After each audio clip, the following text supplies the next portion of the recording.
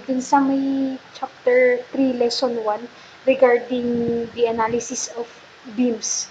Now, this is the given in your post-test. So, very first thing is to compute the reactions for each support. Kaso kasi sa problem na to, I cannot solve directly the support reactions using the static equations. Pero kung mapapansin ninyo, meron akong internal hinge at point D, yun yung kulay red. So if I'm going to titignan ko muna dito sa may banda ng internal hinge, ihihiwalay ko siya. So I'm going to consider the left part. So at point D, since that is a internal hinge, meron akong DH tsaka DV. Then, roller kay point B, so meron lang akong isang reaction. Na kung mapapansin ninyo at point C, meron akong load na 10 kilonewtons, pero inclined siya at 60 degrees from the horizontal. So, kung naka-incline siya, meron tayong vertical at saka horizontal component. Itong mga nakikita ninyong dash line na to na kulay green, those are the vertical and the horizontal component of your 10 kilonewtons force.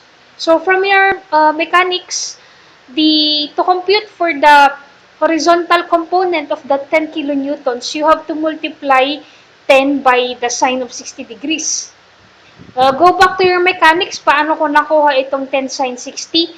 For the CH naman, yun yung horizontal component ng 10 kilonewtons, that is equal to 5 kilonewtons. Okay? Then, kapag nakuha ko na o nahihiwalay ko na yung left part because of the internal hinge, I can take summation of forces along the x-axis. Obviously, DH is equal to 5 kilonewtons. If I take summation of moments at point D, may eliminate si DH saka si DV, masasolve ko ngayon si BH. And from here, my BV is equal to 7.705 kilonewtons. Then, I'll take summation of forces along the y-axis. Masasolve ko si DV, and that is equal to 3.205 kilonewtons. Now, you have to take note, DH and DV, those are the internal forces. Yun yung reactions dun sa may internal hinge. Okay? So, ang reaction ko kay point B is equal to 7.705.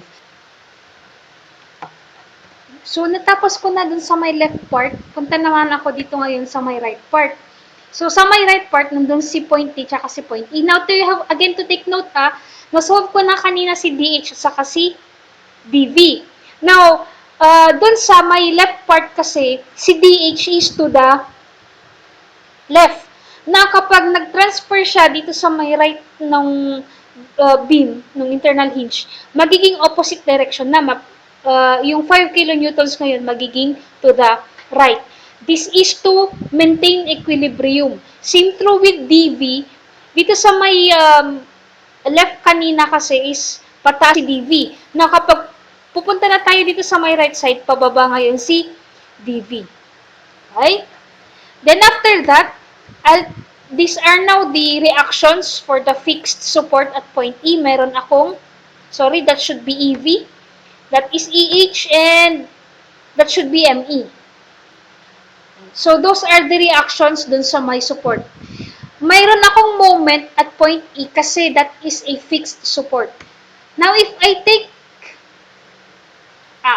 paano ko nakuha si EH? Obviously, summation of forces along the x-axis. Itong EH na to will counteract DH that is equal to 5 kilonewtons. If I take summation of moments at point E, magzi-zero out si DH at saka si EH. Itong rectangle na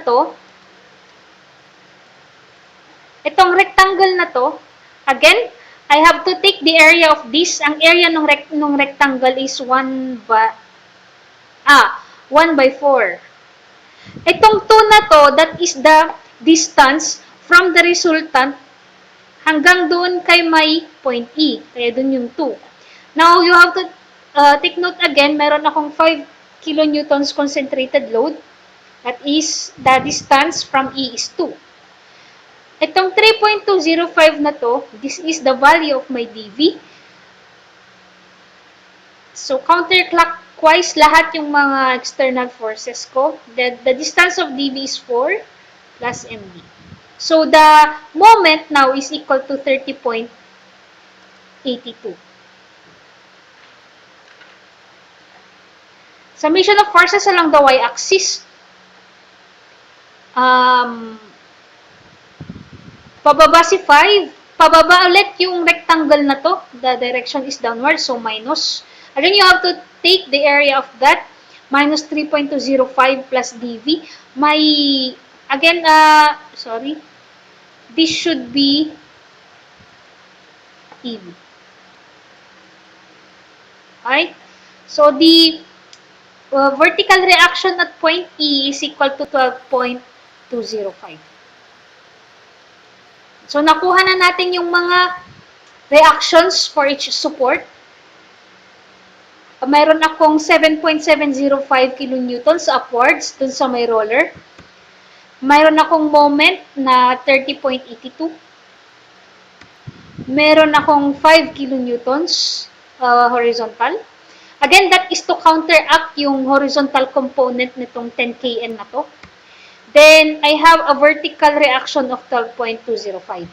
Now, pag nakuha ko na yung mga reactions, pwede ko nang i-drawing yung aking shear diagram. At point A, walang shear force. But, kung mapapansin niyo between A to B, meron itong load na 1.5 kN per meter, yung triangular load na to. Now, as always, to draw the shear diagram, you have to take the area of the load diagram. So, ang area nitong triangle na to is 1/2 times the base. My base is 3 and my height is 1.5. So, the area of that is equal to 2.25. Bakit ko nilagay siya sa baba? Again, yung direction ng arrow nitong triangular load is downwards. So, nasa baba yung ating area, 2.25. Diba, sabi nga natin yung dun sa my previous lesson, kapag yung line natin is naka-slant or naka-diagonal siya, that is a 1 degree curve. So, from load diagram, 1 degree siya. Pagpunta dun sa may shear diagram, 2 degree curve na ngayon. Now, the question here, paano mag-o-open yung aking curve? Will that open concave downwards or concave upward? Again, dito ko gagamitin itong diagram na to. This is more convenient for me na nasa sa inyo kung if you're going to use this diagram or you may do what other instructors are using. Okay. So, as for me, I'm going to use this diagram.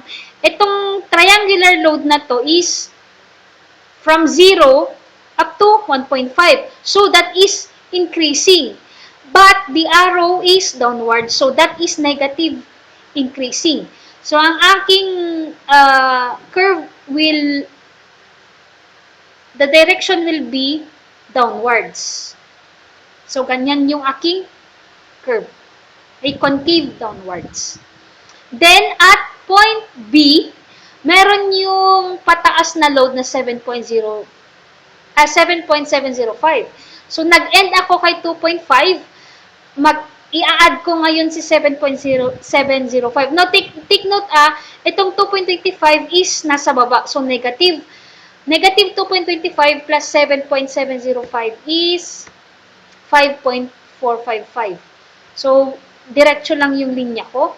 From B hanggang dito sa may 10 kilonewtons, walang load doon, so straight line lang siya.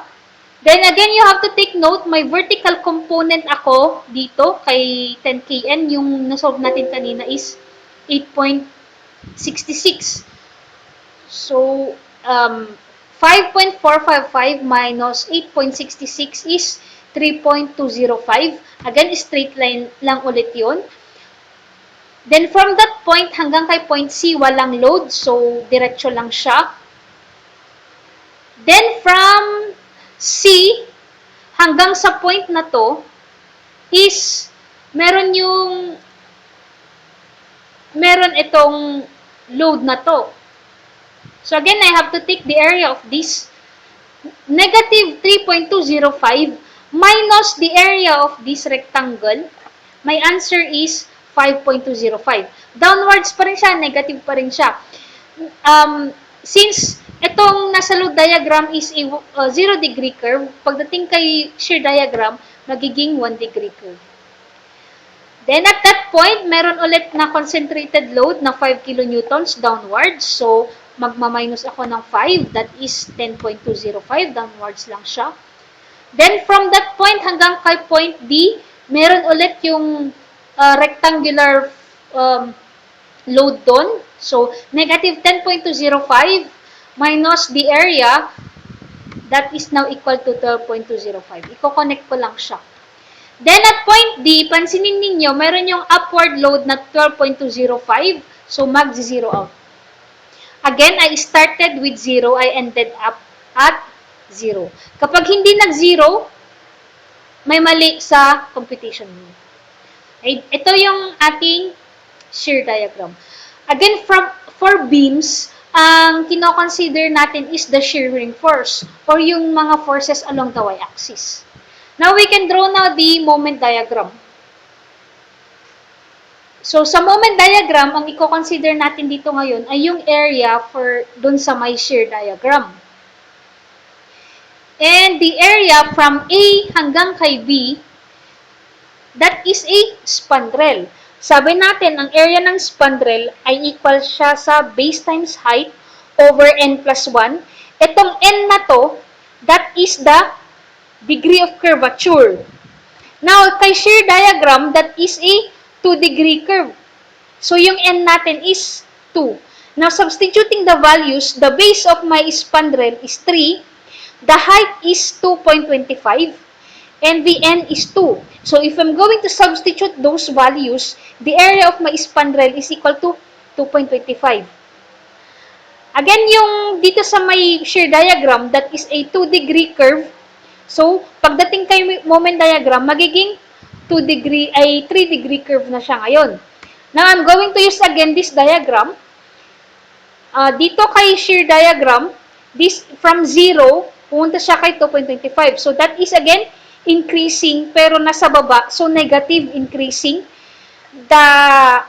My curve now will be concave downwards.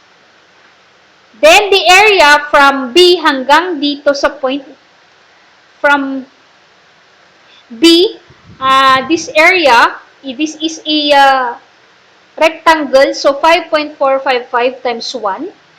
You have to take account itong 2.25.